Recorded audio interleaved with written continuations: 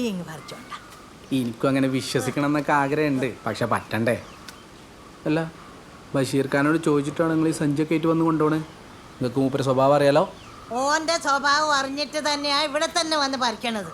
ഓന് ചില്ലറ നിയമങ്ങളൊക്കെ ഉണ്ട്. ഓനോട് ചോദിക്കാണ്ട് ഓൻ്റെ പറമ്പിൽ നിന്ന് ആരും ഒന്നും എടുക്കരുതെന്ന്.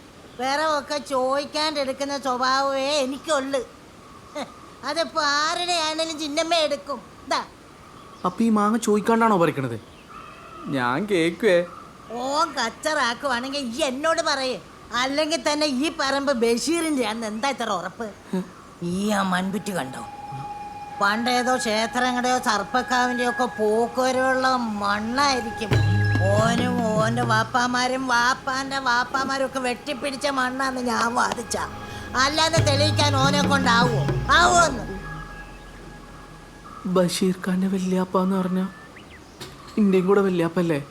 എളാപ്പ മൂത്താപ്പ മക്കളല്ലേ ഞങ്ങള്. തമാശ പറഞ്ഞതാ. ഇങ്ങനത്തെ കളിയൊന്നും ആരോടും പറയാൻ നിൽക്കല്ലേ. കളി കാര്യമാവാൻ വലിയ പണിയൊന്നുമില്ല. ഞാൻ ആരോ വിളിക്കണം, ഞാൻ അപ്പം വരാം. ഓ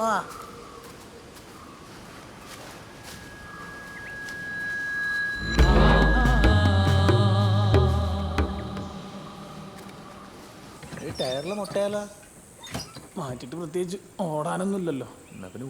അടുത്ത ആള് സൈത്ത ആളെ വിളിച്ചു കൂട്ടാണല്ലോ.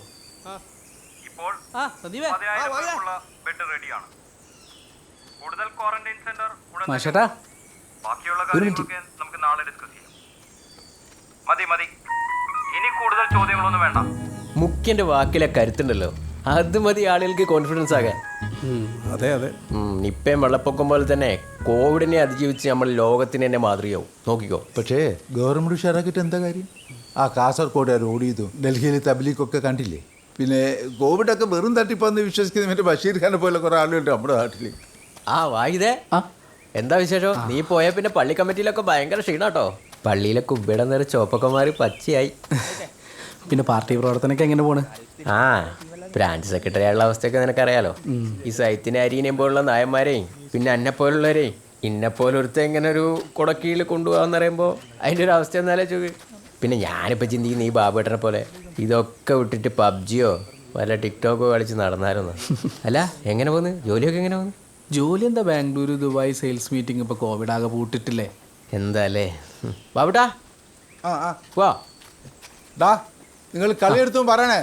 ആ മാർക്കുറ്റിനെ കൊണ്ടുപോകാനുള്ള പോലീസ് ഇത് വീട്ടിൽ വെച്ചാ പൊളിക്കും. ഇതിന് എത്രങ്ങാനും കോള് വരാം.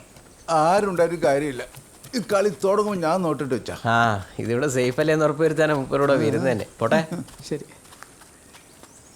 സന്ദീപേ, എന്തൊക്കെയാ കാണാനില്ലല്ലോ? കോവിഡൊക്കെ work at home. Wife pregnant ആയ അറിഞ്ഞില്ലേ? ബാവടാ പോട്ടടാ, വലിയ കയറ്. എന്നെ കേട്ടോ. ഓക്കെ, എന്നാ കേട്ടോ, എല്ലാ ആഴ്ച ഗ്രീസ് അടിക്കണേ. കാല് വിട്ടോ. അവിടെ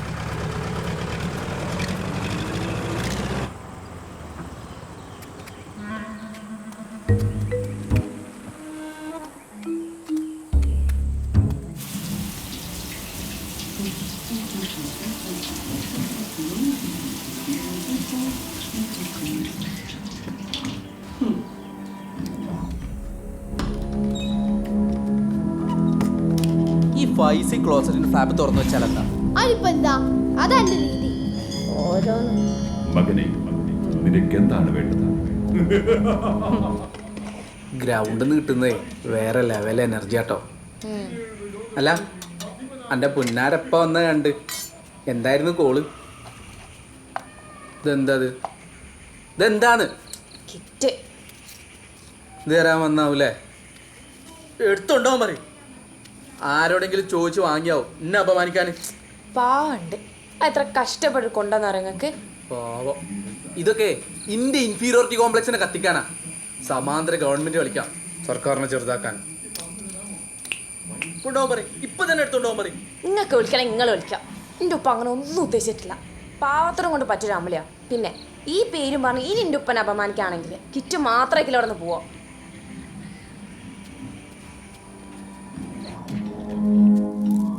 മക്കളെ, നിങ്ങൾ എന്താണ് ദുഃഖിച്ചിരിക്കുന്നത്? മാരകമായ കൊറോണ വൈറസിൽ നിന്നും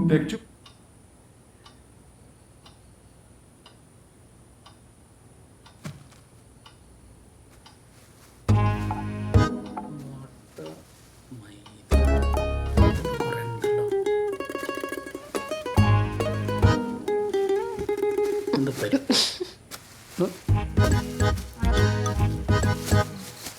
എന്തിനാ വിളിച്ചിരുന്നേ എന്തിനാ വിളിച്ചിരുന്നേന്ന് ഉമ്മ നാളെ വരുന്നുണ്ടെന്ന് പറയാം. ഇതിലൊന്നും ഇല്ലട്ടോ. എൻ്റെ ഇപ്പം ഇവിടുന്നോണ്ട് പറയല്ല. ആ സർക്കാരിൻ്റെ കിറ്റ് വരാണ്ട്. ഫെയറക്റ്റ് വരാണ്ടെന്ന് ഇപ്പൊ പറഞ്ഞേനു.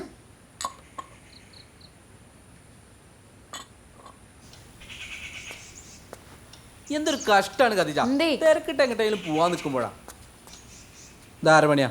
ഞാനല്ല. മിണ്ടാണ്ടിരിക്കുന്ന കണ്ടാറിനോട് ആരുതാണ്? ഇതിൻ്റെ വള്ളി എവിടെ? ആ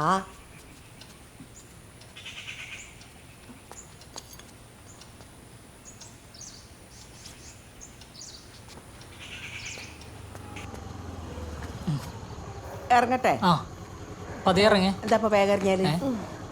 ഇതാ കവർ എടുക്കാൻ മറക്കരുത് കേട്ടോ. അതിൽ ഖുറാൻ പരിഭാഷയും പ്രാർത്ഥന ബുക്കൊക്കെ ഉള്ളതാ. മോനെ നെയ്ബൂട്ടാ, മുട്ടായി ഒന്നും വാങ്ങിയിട്ടില്ലടാ ഉമ്മ. ഒറ്റ പിടി തുറന്നിട്ടില്ല. മക്കൾക്ക് വേറൊരു സാധനം കൊണ്ടുവന്നിക്കണ്. ആ സസ്പെൻസാ.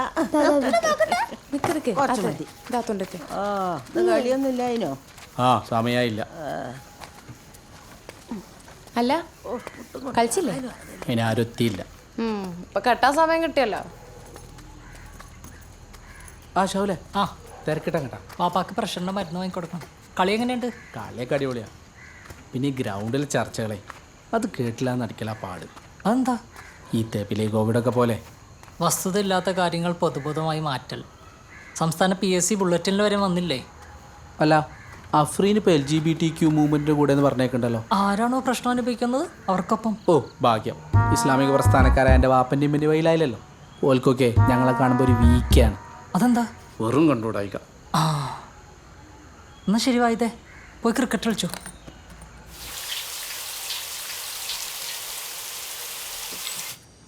അബ്ബൻ്റെ ഗ്രൗണ്ടിൽ വിശേഷം കേൾക്കണ്ട എനിക്ക്.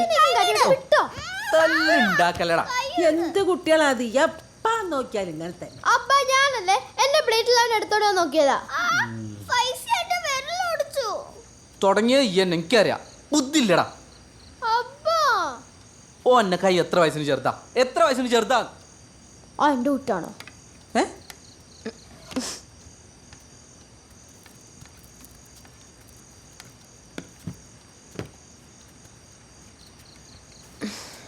ഓന്താ ഉദ്ദേശിച്ചേ? അതായിരിക്കില്ല. ഓ അങ്ങനെ ചിന്തിക്കാനാ. പിന്നെ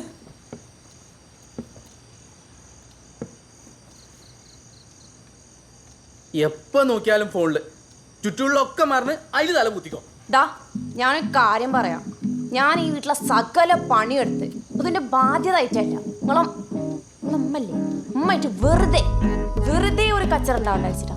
എന്നിട്ട് ആ ഫോൺ നോക്കിക്കേ മാനത്തൊക്കി കിടക്കേ എന്താ വെച്ചാ അന്നേരം എൻ്റെ അടുത്ത് വല്ല ഡയലോഗ് അടിക്കാൻ വന്നാ. ഞാനൊരു സ്യൂഡോ ഫെമിനിസ്റ്റ് അല്ല. പക്ഷെ നിങ്ങൾ നാക്കരുത്, മനസ്സിലായില്ലേ?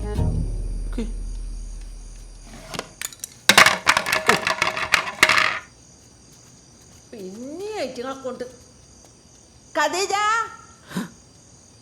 ഞാൻ വെറുക്കാലും കിട്ടും. ഒന്നുമില്ല. ഫൈസി ഓൻ ചെറുതാന്നുള്ള ബോധം എനിക്ക് വേണം. അനക്കും ആ ബോധം വേണം. അപ്പയുടെ ഗ്രൗണ്ടിലെ കളി വിശേഷം പറയോ? എന്തേ മൂഡ് പോയോ? ഒന്ന് പറഞ്ഞു നോക്കി, ചിലപ്പോ മൂഡ് വരാണെങ്കിലോ? ഒന്ന് ഉറക്ക പറഞ്ഞോക്കാം. അപ്പം ചിലപ്പോൾ മൂഡ് വരും. അതായത് ഇപ്പം ഗ്രൗണ്ടിലെ രാജാവ് ആരാണെന്നറിയോ? അബ്ബയാണോ? അതെങ്ങനെയാണ് പെട്ടെന്ന് ഒരാൾക്ക് രാജാവാനാവുക?